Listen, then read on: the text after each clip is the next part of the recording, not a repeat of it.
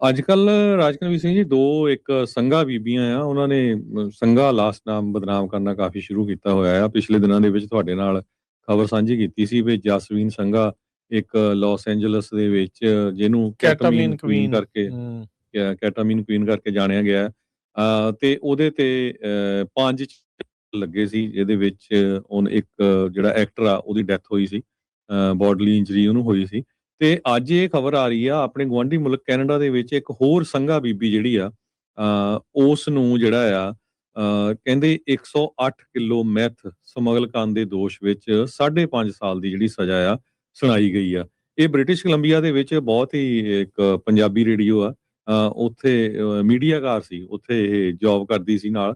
ਸੁਖਵਿੰਦਰ ਕੌਰ ਸੰਘਾ 47 ਸਾਲਾਂ ਦੀ ਆ, ਅਮਰੀਕਾ ਤੋਂ ਕੈਨੇਡਾ ਨੂੰ 148 ਕਿਲੋਗ੍ਰਾਮ ਮੈਥ ਸਮਗਲ ਕਰ ਰਹੀ ਸੀ, ਤੇ ਉਹਦੇ ਕਰਕੇ ਸਿਰਫ 5 ਸਾਲ ਦੀ ਸਜ਼ਾ ਸੁਣਾਈ ਆ। ਸੋ ਇਸੇ ਕਰਕੇ ਤੁਸੀਂ ਦੇਖ ਲਓ ਵੀ ਕੈਨੇਡਾ ਦੇ ਵਿੱਚ ਜਿਹੜਾ ਆ ਭੱਠਾ ਬੈਠਾ ਹੈ ਜਸਟਿਸ ਸਿਸਟਮ ਦਾ, ਕਿਉਂਕਿ ਸਜ਼ਾ ਬੜੀ ਘੱਟ ਹੈਗੀ ਆ।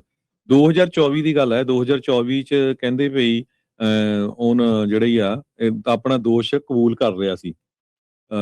ਹਾਲ ਦੇ ਵਿੱਚ ਝੂਠੀ ਬਿਆਨਬਾਜ਼ੀ ਕੀਤੀ ਸੀ, ਹੁਣ ਆਪਣੇ ਆਪ ਨੂੰ ਕੋਸ਼ਿਸ਼ ਕਰਨ ਦੀ ਜਿਹੜੀ ਬਚਾਉਣ ਦੀ ਕੋਸ਼ਿਸ਼ ਕੀਤੀ ਸੀ ਵੀ ਮੈਨੂੰ ਤਾਂ ਸਮਗਲਰਾਂ ਨੇ ਡਰਾ ਕੇ ਜਿਹੜਾ ਆ ਮੇਰੀ ਕਾਰ ਦੇ ਵਿੱਚ ਜਿਹੜਾ ਇਹ ਰੱਖ ਦਿੱਤਾ ਸੀ, ਪਰ ਬਾਅਦ ਦੇ ਵਿੱਚ ਸਾਰਾ ਟੈਕਸਟ ਮੈਸੇजेस ਜਿਹੜੇ ਸੀ ਉਹਨਾਂ ਤੋਂ ਪਤਾ ਲੱਗ ਗਿਆ ਸੀ ਵੀ ਇਹ ਬਹੁਤ ਵੱਡਾ ਇਹਦਾ ਹਿੱਸਾ ਸੀਗਾ ਇਸ ਨਸ਼ਾ ਜਿਹੜਾ ਤਸਕਰੀ ਦੇ ਵਿੱਚ।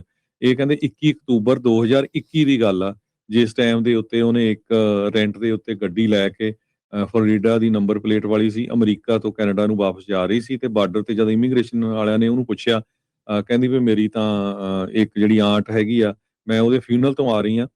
ਤੇ ਜਦੋਂ ਉਹਨਾਂ ਨੇ ਗੱਡੀ ਚੈੱਕ ਕਰਨ ਲੱਗੀ ਤਾਂ ਉਹਨੇ ਗੱਡੀ ਭਜਾ ਲਈ ਤੇ ਉਹਨੂੰ ਸਰੀ ਵਿੱਚ ਜਾ ਕੇ ਫਿਰ ਗ੍ਰਿਫਤਾਰ ਕੀਤਾ, ਜਿੱਥੋਂ ਉਸ ਕੋਲੋਂ 108 ਕਿਲੋ ਮੈਥ ਜਿਹੜਾ ਆ ਉਹ ਫੜਿਆ ਗਿਆ ਸੀਗਾ।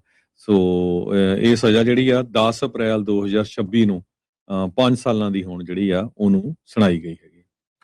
ਜੀ ਬਿਲਕੁਲ। ਕੈਨੇਡਾ ਦੇ ਹਰਜੋਤ ਸਿੰਘ ਜੀ ਉੱਥੇ ਭੱਠਾ ਨਹੀਂ ਬੈਠਾ ਜਸਟਿਸ ਸਿਸਟਮ ਦਾ, ਇੱਥੇ ਵੀ ਇਹੀ ਜਿਹੜੇ ਹਾਲਾਤ ਆ।